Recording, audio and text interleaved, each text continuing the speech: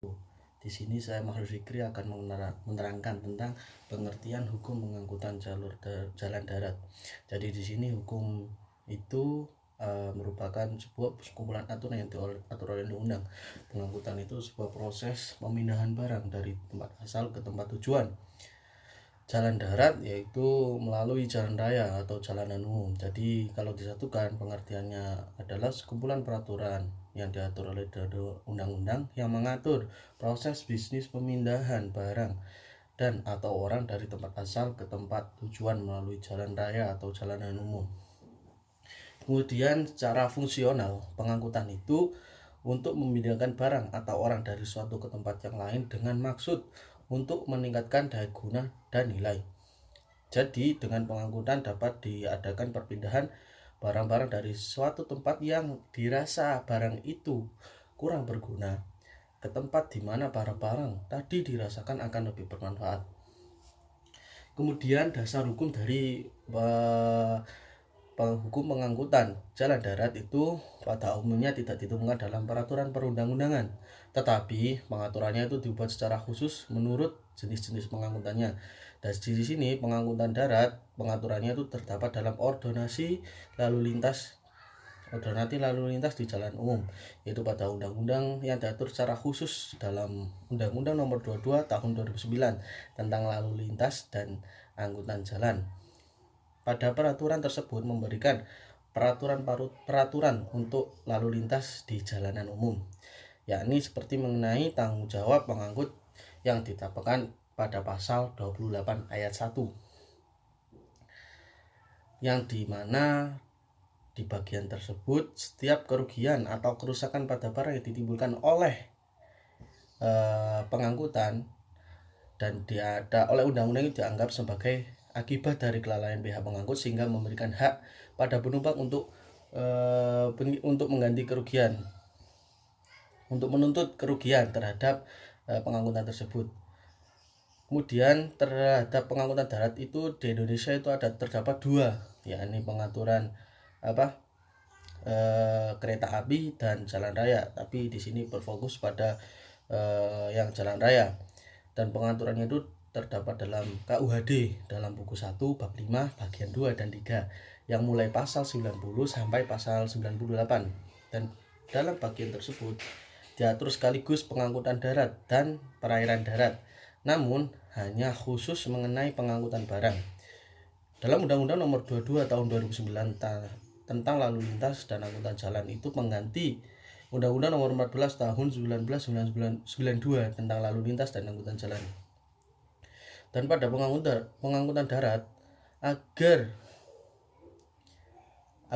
terjadi pengangkutan dengan kendaraan umum perlu diadakan perjanjian, dan di dalam tersebut ada dokumen hukumnya seperti karcis atau surat pengangkutan barang. Dan perusahaan pengangkutan wajib mengangkut orang dan atau barang setelah disepakati perjanjian oleh kedua belah pihak, setelah dilakukan pembiayaan atau pembayaran biaya angkutan oleh penumpang atau pengirim barang. Selanjutnya akan diterangkan oleh pemateri selanjutnya. Terima kasih. Assalamualaikum warahmatullahi wabarakatuh. Perkenalkan, nama saya Muhammad Sultani Habibi, NIM 192200164. Di sini saya akan melanjutkan dari materi yang sebelumnya. Perusahaan pengangkutan darat. Perusahaan pengangkutan darat menurut Undang-Undang Nomor 22 Tahun 2009 adalah badan hukum yang menyediakan jasa angkutan orang atau barang dengan kendaraan bermotor umum. Perusahaan penyelenggaraan pengangkutan darat dapat digolongkan menjadi 3, yaitu 1. Perusahaan swasta, 2. BUMN atau BUMD, 3. Perusahaan asing. Perusahaan swasta. Pada umumnya perusahaan swasta di bidang penyelenggaraan pengangkutan darat biasanya berbentuk PT. BUMN atau BUMD. Badan usaha milik negara adalah badan usaha yang seluruh atau sebagian besar modalnya dimiliki oleh negara melalui penyertaan secara langsung yang berasal dari kekayaan negara yang dipisahkan. 3. Perusahaan asing. Perusahaan asing adalah perusahaan yang sebagian atau seluruh kepemilikan saham tersebut dimiliki oleh pihak asing. Dalam bidang penyelenggaraan pengangkutan darat di Indonesia, perusahaan asing yang akan menjalankan usahanya harus memenuhi persyaratan-persyaratan dan ketentuan-ketentuannya yang telah ditentukan oleh pemerintah Indonesia.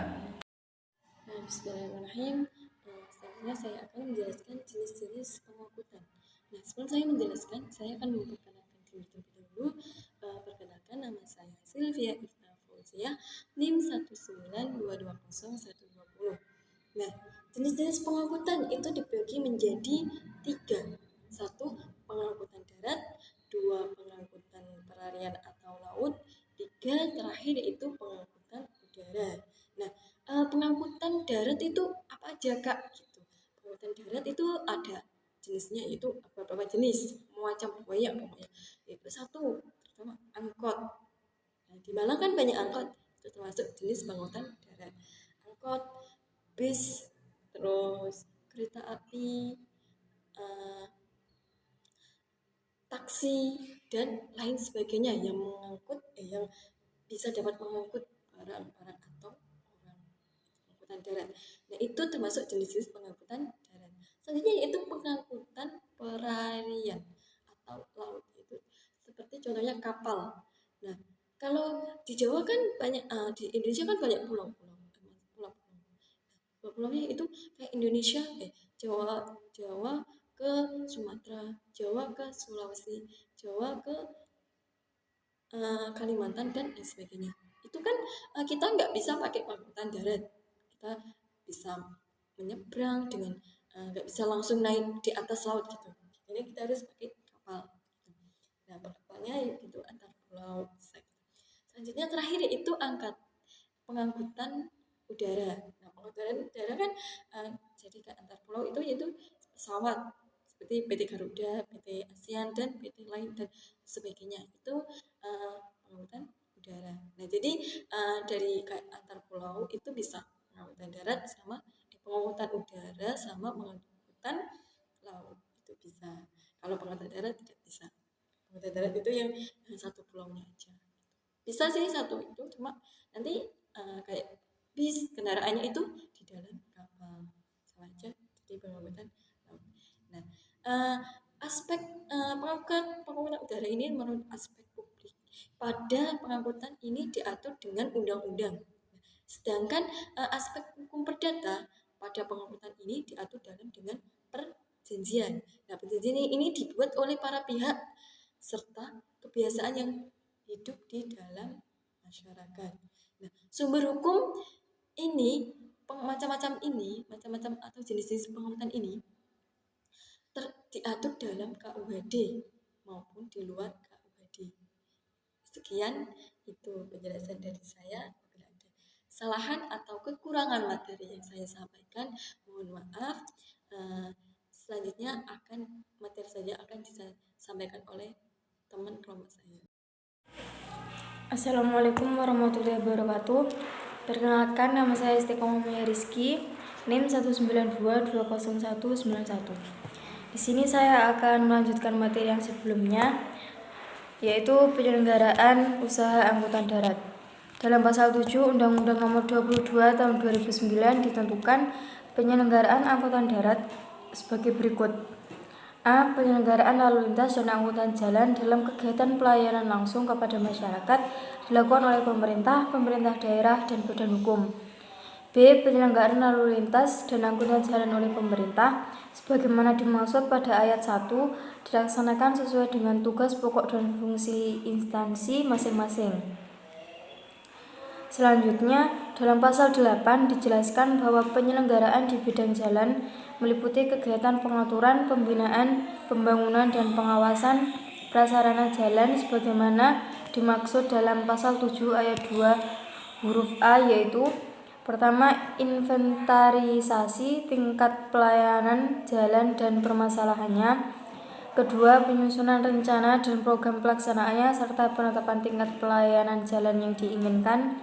3. Perencanaan, pembangunan, dan optimalisasi pemanfaatan ruas jalan. 4. Perbaikan geometrik ruas jalan dan atau persimpangan jalan. 5. Penetapan kelas jalan pada setiap ruas jalan. 6. Uji kelayakan fungsi jalan sesuai dengan standar keamanan dan keselamatan berlalu lintas. Dan ke-7, pengembangan sistem informasi dan komunikasi di bidang sarana dan prasarana jalan. Dalam pasal 19 UU nomor 22 tahun 2009 ditegaskan klasifikasi jalan sebagai berikut. Pertama, jalan dikelompokkan dalam beberapa kelas berdasarkan fungsi dan identitas lalu lintas guna kepentingan pengaturan penggunaan jalan dalam kelancaran lalu lintas dan angkutan jalan dan daya dukung untuk menerima muatan sumbu terberat dan dimensi kendaraan bermotor. Kedua, pengelompokan jalan menurut kelas jalan sebagaimana dimaksud dalam ayat 1 terdiri atas jalan kelas 1 yaitu jalan arteri dan kolektor yang dapat dilalui kendaraan bermotor dengan ukuran lebar tidak melebihi 2.500 mm, ukuran panjang tidak melebihi 18.000 mm, ukuran paling tinggi 4.200 mm, dan muatan sumbu terberat 10 ton.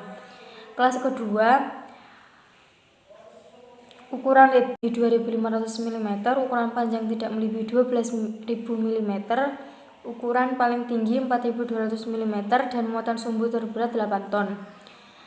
Jalan kelas 3, ukuran lebar tidak melebihi 2.100 mm, ukuran panjang tidak melebihi 9.000 mm, ukuran paling tinggi 3.500 mm, dan muatan sumbu terberat 8 ton. Dan jalan kelas khusus, ukuran lebar melebihi 2.500 mm, ukuran panjang melebihi 18.000 mm, ukuran paling tinggi 4.200 mm. Nah, pelaksanaan pengangkutan jalan selesai penyelenggaraan angkutan darat yang terkait dengan pengaturan, pembangunan, dan klasifikasi jalan, penyelenggaraan angkutan darat juga tidak terlepas dari tahap-tahap penyelenggaraan angkutan darat dari awal sampai tempat tujuan, mulai dari terminal ke pemberangkatan, pelaksanaan pengangkutan jalan sampai pada terminal tujuan. Sekian dari saya.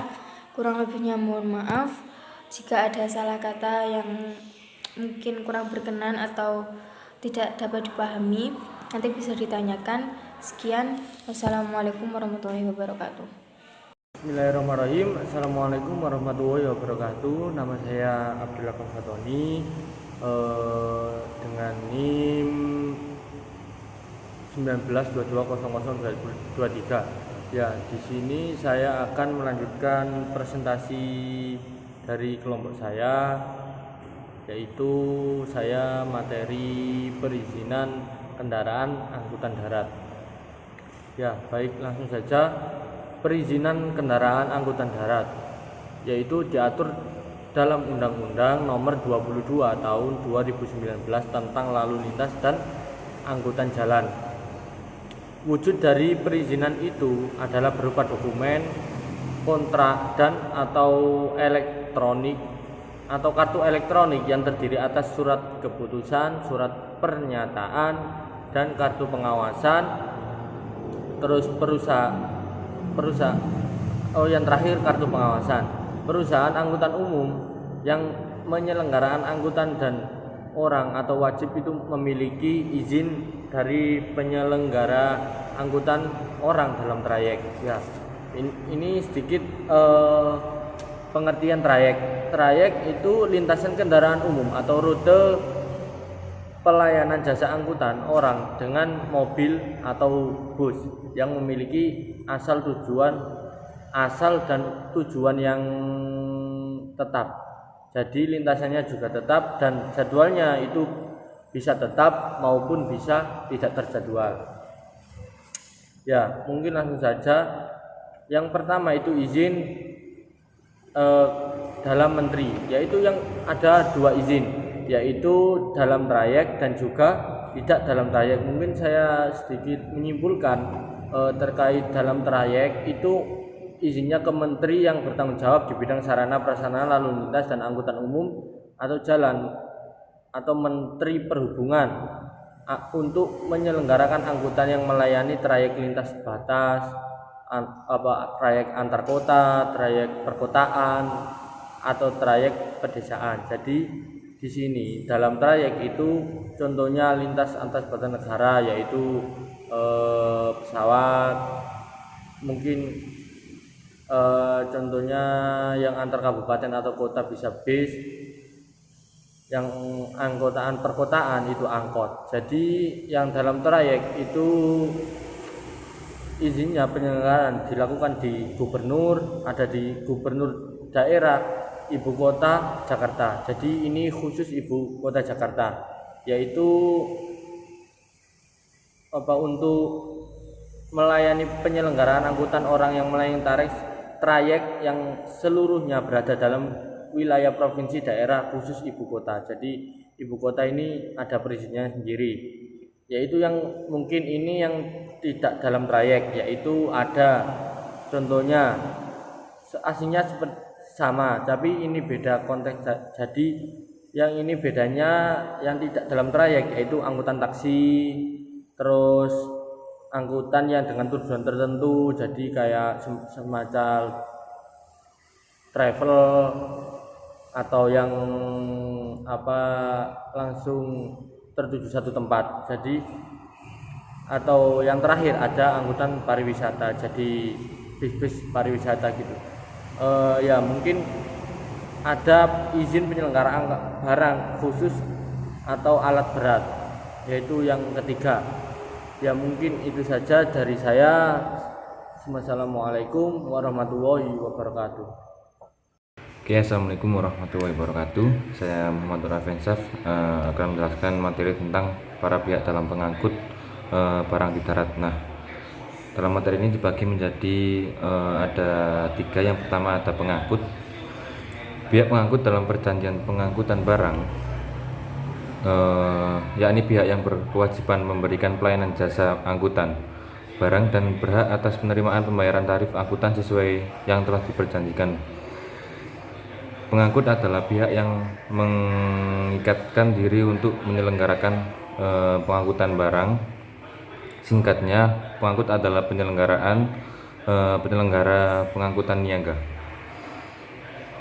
Pihak pengangkut adalah sebagai pihak yang bertugas dan berkewajiban mengangkut dan yang bertanggung jawab terhadap semua kerugian yang diderita dalam pengangkutan barang tersebut. Pengangkut pada pengangkutan darat adalah perusahaan pengangkutan umum yang mendapat izin operasi dari pemerintah menggunakan kendaraan umum dengan memungut suatu bayaran. Kegiatan pengangkutan barang dilakukan dengan menggunakan kendaraan bermotor yang khusus mengangkut barang. Kendaraan bermotor khusus mengangkut barang yang dimaksud adalah kendaraan bermotor umum, yakni seperti truk dan truk gandeng ataupun kontainer. Kemudian yang kedua ada pengirim. Pengirim adalah pihak dalam perjanjian pengangkutan. Jika kita lihat dalam KUHD tidak mengatur definisi pengirim secara umum, akan tetapi dilihat dari pihak dalam perjanjian pengangkutan. Pengirim adalah pihak yang mengikatkan diri untuk membayar pengangkutan barang. Atas dasar itu dia berhak memperoleh pelayanan pengangkutan barang dari pengangkut. Dalam bahasa Inggris, pengirim disebut consignor. Khusus pada pengangkutan perairan, pengirim disebut shipper. Kemudian yang terakhir ada penerima. Jadi yang pertama ada pengangkut, ada pengirim, dan ada penerima. Penerima barang dalam kerangka perjanjian pengangkutan tidak menjadi para pihak. Penerima merupakan pihak ketiga yang berkepentingan atas penyerahan barang pihak penerima barang, yakni sama dengan pihak pengirim. Dalam hal pihak pengirim dan penerima merupakan subjek yang berbeda. Namun ada kalanya pihak pengirim barang juga adalah sebagai pihak yang menerima barang yang diangkut di tempat tujuan. Dalam perjanjian pengangkutan, penerima mungkin pengirim sendiri, mungkin juga pihak ketiga yang berkepentingan. Ada beberapa pendapat mengenai berkepentingan mengenai kedudukan penerima ini. Yang pertama, penerima sebagai pihak ketiga yang berkepentingan sebagaimana yang dimaksud dalam pasal 1317 KUHP, dan yang kedua, penerima sebagai questionnaires dalam kurung orang yang menerima cases, yakni secara diam-diam mengenai hak menagih pengirim terhadap pengangkut. Kemudian yang terakhir atau yang ketiga, penerima sebagai pemegang kuasa atau penyelenggara urusan si pengirim. Mungkin itu saja yang bisa saya sampaikan tentang para pihak dalam pengangkutan barang di darat. Selanjutnya bisa mungkin itu saja yang bisa sampaikan. Cukup sekian, terima kasih. Selanjutnya, hubungan hukum para pihak dalam pengangkutan darat.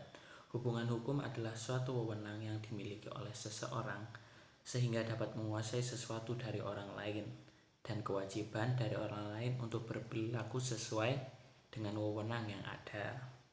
Isi dari wewenang dan kewajiban tersebut ditentukan oleh hukum. Hubungan hukum dalam pengangkutan adalah hak dan kewajiban secara timbal balik yang timbul karena adanya perbuatan, keadaan, atau kejadian dalam proses pengangkutan.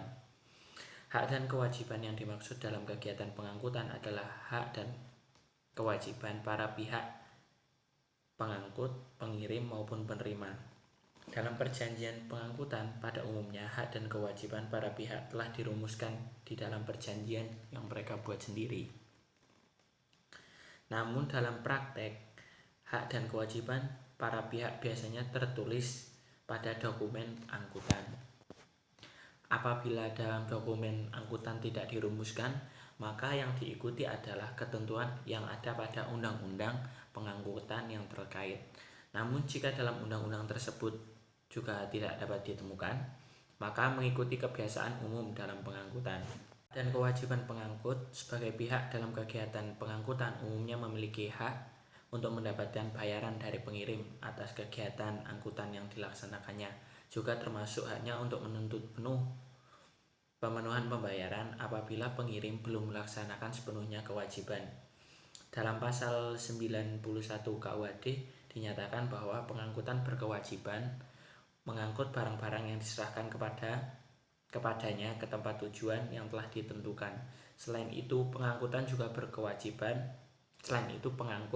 juga berkewajiban menyerahkan kepada penerima tempat pada waktunya dan dalam keadaan seperti pada waktu diterimanya barang tersebut. Selanjutnya, hak dan kewajiban pengirim. Pengirim juga merupakan pihak dalam pengangkutan yang berhak untuk mendapatkan pelayanan pengangkutan barang oleh pengangkut, yakni diangkut barang-barangnya ke tempat tujuan yang ditentukan. Hak lain yang dimiliki pengirim adalah menuntut ganti rugi apabila terjadi kehilangan, kerusakan selama dalam pengangkutan tersebut. Kewajiban pengirim adalah membayar biaya angkutan kepada pengangkut atas dilaksanakannya angkutan barang milik pengirim. Namun dalam prakteknya terkadang pembayaran ini dilakukan di tempat tujuan, yakni penerimalah yang akan membayarnya. Hal ini sesuai dengan pasal 491 KUHD.